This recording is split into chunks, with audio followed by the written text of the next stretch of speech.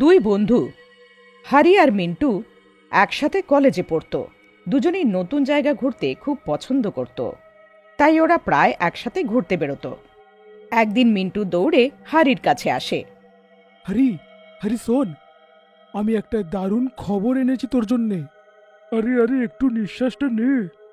কি হয়েছে পিন্টু? এই তোর হাতে বইটা কি করছে?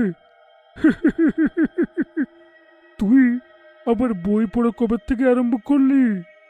হরি, আসলে ওই আমার মা সকাল সকাল বকাবকি করছিল যে আমি পড়াশুনো করি না, তাই আমি লাইব্রেরিতে গিয়ে এই বইটা নিয়ে এলাম। লাইব্রেরি? আর তুই? আচ্ছা, কটা বই তুই পড়ে এলি লাইব্রেরি থেকে? হ্যাঁ, আরে আমার ওখানে একদমই ভালো লাগছিল না, তাই যেরম সেরম করে ওইখানে বসেই পড়ছিলাম। ঠিক তখনই আমার চোখটা একটা বইয়ের উপরে পড়ল, যেটায় লেখা আছে আমাদের এই শহরেরই সবথেকে ভয়ানক ভুতুড়ে জায়গার ব্যাপারে। আর আমি ওইটাই পড়তে লাগলাম। ও, তাহলে তো এটা খুবই দরকারি জিনিস মনে হচ্ছে। আচ্ছা আমার ভাই, শোন না, এর মধ্যে কোনো দরকারি জিনিস তুই পেলি কি? দেখ হরি, এর মধ্যে না একটা অনেক বড় ভুতুড়ে পুকুরের ব্যাপারে লেখা আছে, যেটা আমাদের কলেজের পিছন দিকের জঙ্গলে ওইখানেই আছে। এটা তো শুনতে আমার হেভি লাগছে রে। আচ্ছা, এর মধ্যে ওর ব্যাপারে আর কি কি লেখা আছে? বলে যে এখানকার যে রাজা ছিল না, সে নিজের রানীর জন্যে এই পুকুরটা বানিয়েছিল। খুব ভালোবাসতো তো তাই। আর রানীও এখানে অনেক মাছ পুষেছিল, যেটা তার প্রাণের চেয়েও প্রিয় ছিল। আর একদিন রাজার মাছ খাবার খুব ইচ্ছে হয়, তখন সৈন্যরা সেই পুকুর থেকে মাছ ধরে আনে। আর তারপর রাজা নিজেও খেলো আর রানীকেও খাওয়ালো। কিন্তু যখন রানী জানতে পারলো যে ওটা পুকুরের মাছ, তখন রানী পুকুরে ঝাঁপ দিয়ে আত্মহত্যা করলো। আর শুধু এটুকু নয়, অভিশাপ দিল যে পুকুরকে একবার ছোঁবে সে পুকুরের মাছের মতন হয়ে যাবে। আর তারপর সেখান থেকে খেলা শুরু। হ্যাঁ মিন্টু, আমার তো এসব ঢপের চপ মনে হচ্ছে। এটা হয়তো সিনেমায় হয়, এটা একটা গল্প। আরে, এরকম গল্প তো কতই বা ছড়িয়ে আছে, কোনটা আমরা বিশ্বাস করব রে? আরে ভাই, পুরো শোন তো। এখনো বলে যে রানীর আত্মাটা ওইখানে আছে, আর যে একবার জলটাকে ছুঁয়ে নেয় সেও ওইখানে মাছ হয়ে ঘুরে বেড়ায়। আর এটাও নয়, একটা মাছ তো ওইখানকার রাজাও। তারপর আর কি, হারি আর মিন্টু বইয়ের সাহায্যে ভুতুড়ে শ্রাপিত পুকুরের খোঁজে জঙ্গলে চলে যায়। অনেকক্ষণ খোঁজার পরও দুজনে কিছু পায় না। এখন বিকেল হতে যাচ্ছিল। আরও কিছুক্ষণ খোঁজার পর মিন্টু আর হারি ওই পুকুরটাকে দেখতে পায়। পুকুর পাওয়া গেল, এবার ফিরে চলি, না এখানে একবার সাঁতার কেটে তারপর যাবি? আরে আমার ভাই, একবার যখন এইখানে এসেছি তো জলটাকে একবার ছুঁয়ে দেখি যে সত্যি মাছ হচ্ছি কি না। আরে, যদি এটা সত্যি হয় তখন কি করব? সেটা পরবর্তীর কালে দেখা যাবে, কিন্তু এসছি তো একবার ছুঁয়ে দেখি, না হলে পরে আবার আফসোস করব। মিন্টু আস্তে করে এগোয় আর পুকুরের জলটাকে ছোঁয়। যেই জলটা ছোঁয়, মিন্টু একটা মাছে পরিণত হয়ে গিয়ে পুকুরের মধ্যে পড়ে যায়। এ এ আবার কি হয়ে গেল? এ মিন্টু, এ তো পুরো মাছ হয়ে গেল। এবার আমি কি করব? একে বাইরে কি করে বার করব? আর একে মানুষ বা কি করে বানাবো? আমার মাথাটা খারাপ হয়ে গেছিল যে এর কথা মেনে আমি এইখানে এলাম। হারি কিছুই বুঝতে পারছিল না যে মিন্টুকে কি করে ফেরত আনবে।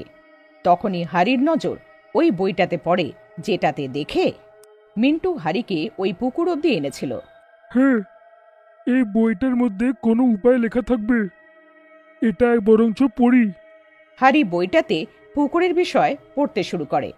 আরে, এখানে তো আর কিচ্ছুই লেখা নেই। কি করি? একে আমি বাড়ি ফেরত কি করে নিয়ে যাব? আর এর মাকেই বা আমি কি বলবো? হে ভগবান! হারি রেগেমেগে অনেকগুলো পাথর উঠিয়ে পুকুরের মধ্যে ফেলতে শুরু করে। হঠাৎ করে পুকুরের মধ্যে থেকে একটা ডাইনি বেরিয়ে আসে। মনে হচ্ছে তুই মরতে চাইছিস, তাই আমার প্রিয় পুকুরের মধ্যে পাথর ফেলে এর মধ্যে থাকা মাছগুলোকে বিরক্ত করছিস। না, আমার শুধু আমার বন্ধুকে ফেরত চাই। ও মাছ হয়ে গেছে, ওকে একবার ফেরত দাও, তারপর আমি চলে যাব। তোমার বন্ধু নিজের মর্জিতে এখানে এসেছিল, আর ও নিজের মর্জিতে জল ছুঁয়েছে। এখন আমি কিচ্ছু করতে পারবো না, এখনো আমার পোষা মাছ হয়ে গেছে। এবার তুই এখান থেকে তাড়াতাড়ি পালা, না হলে আমি তোকেও মাছ বানিয়ে দেব। হারি খুবই প্রার্থনা করে, কিন্তু কিন্তু ডাইনি ওকে ভয় পাই ওখান থেকে তাড়িয়ে দেয়। হারি ভয়ের চোটে জঙ্গলে এক জায়গায় বসে কাঁদতে শুরু করে। হায় রে ভগবান, আমি এখন কি করব? ভগবান, ও তো মাছ হয়ে ঘুরে বেড়াচ্ছে, কি করে ওকে বাঁচাবো? তখনই হারির কাঁধে পেছন থেকে কেউ হাত রাখে, যার থেকে হারি ভয় পেয়ে যায়। কে কে রে? আরে, তুমি তো একটা মেয়ে। না না, আমি মিলি। এই জঙ্গলের কাছেই আমার বাড়ি, ওখানেই থাকি। আমি তোমাকে এখানে একলা বসে কাঁদতে দেখলাম, তাই ভাবলাম জিজ্ঞেস করি কি হয়েছে। ও, আমার নাম হলো হারি। আচ্ছা, তুমি পুকুরের ব্যাপারে কিছু জানো? আসলে ও মাছ হয়ে গেছে। আমি জানি তুমি আমার কথা শুনে হয়তো হাসবে, কিন্তু এটাই সত্যি। আমি তোমার কথাগুলো বিশ্বাস করি। আমার কাছে আমার বাবা ছিল, আমরা দুজনেই একসাথে থাকতাম। ওনাকে ছাড়া আমার এই দুনিয়ায় কেউ নেই। যখন একসাথে আমরা একদিন জঙ্গলে ঘুরছিলাম, তখন আমরা পুকুরটাকে দেখলাম। বাবা যখন ওখান থেকে জল খেলো, উনি মাছে পরিণত হয়ে গেলেন। আমারও অবস্থা তোমার মতনই হারি। তো তুমি কিছু করার চেষ্টা করো নাকি? কি বা করতাম, আমি কোনো উপায়েই পার করতে পারলাম না বাবাকে আবার মানুষ করার জন্য। তারপরে ওই ডাইনিটা খুবই ভয়ানক, আমি ওর সামনা কি করে করতে পারতাম? হ্যাঁ, তাই তো, কি বা করবো? আচ্ছা, ওই ডাইনিটার জন্যই তো সবাই মাছ হয়ে যাচ্ছে, তাই না? তাহলে যদি আমরা ডাইনিকে মারি তো ঠিক হয়ে যাবে না? দুজনে ভাবতে শুরু করে দেয় যে কিভাবে ডাইনিটাকে শেষ করা যায়। তখনই হারির মাথায় একটা দারুণ আইডিয়া আসে। মিলি, আমি একটা দারুণ আইডিয়া খুঁজে পেয়েছি, কিন্তু এতে তোমার একটু সাহায্য চাই। হ্যাঁ বলো তো হ্যারি, কেমন আইডিয়া? বাহ হ্যারি, এই আইডিয়াটা তো খুবই ভালো। এর থেকে আমাদের কাজ নিশ্চয়ই হয়ে যাবে। হ্যারি আর মিলি তাড়াতাড়ি শহরের মার্কেটে চলে যায়। একটা কারেন্টের তার আর একটা বড় জাল নিয়ে আসে। হ্যাঁ, তারপর আমি কারেন্টের তারটাকে জলে ঢেলে দেব।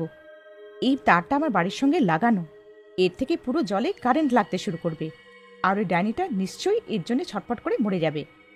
হারি ওই জালটাকে জলে ফেলে, আর যেই ওটাকে বার করে, সব মাছগুলো জালের মধ্যে ফেসে গিয়ে বেরিয়ে আসে। হারি সব মাছগুলোকে একটা বালতিতে জল ভরে ওখানে রেখে দেয়। এরপরে মিলি তাড়াতাড়ি করে কারেন্টের তারটাকে জলে ঢেলে দেয়, যার জন্যে পুকুরে কারেন্ট ছড়িয়ে পড়ে। তখনই ডাইনি তড়পে তড়পে জল থেকে বাইরে বেরোনোর চেষ্টা করতে থাকে। বাঁচাও, বাঁচাও, এইসব কি হচ্ছে? কেউ আমাকে বাঁচাও, এই জলে তো কারেন্ট আছে। আহ! এটাই তোর শাস্তি রে ডাইনি। তুই আমার বন্ধু আর কতজনকে মাছ বানিয়ে দিয়েছিস, আর ওদের পোষ মানিয়ে এই পুকুরে রেখে দিয়েছিস। এবার তুই মরবি আর ওরা সাপ মুক্ত হবে, আর আমার বন্ধু আবার মানুষ হয়ে যাবে। এইটুকু বলে ডাইনি হাওয়ায় উধাও হয়ে যায়, আর সব মাছগুলো আবার থেকে মানুষ হয়ে যায়।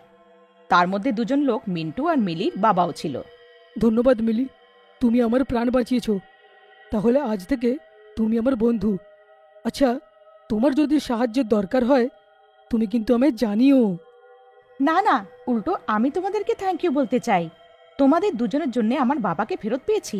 কিন্তু হ্যাঁ, আমরা তিনজনকে এখন পাকা বন্ধু। এরপরে মিন্টু আর হারি মিলি আর ওর বাবার সাথে জঙ্গল থেকে বাইরে বেরোতে শুরু করে। তখনই মিন্টুর নজর ওইখানে পড়ে থাকা বইটার উপরে পড়ে, যেখানে শহরের এরকমই আরো ভুতুরে জায়গা কথা লেখা ছিল। মিন্টু চুপ করে ওই বইটাকে উঠিয়ে নেয়। এই ঘটনাটার পরে মিন্টু, মিলি আর হারি খুব ভালো বন্ধু হয়ে যায়।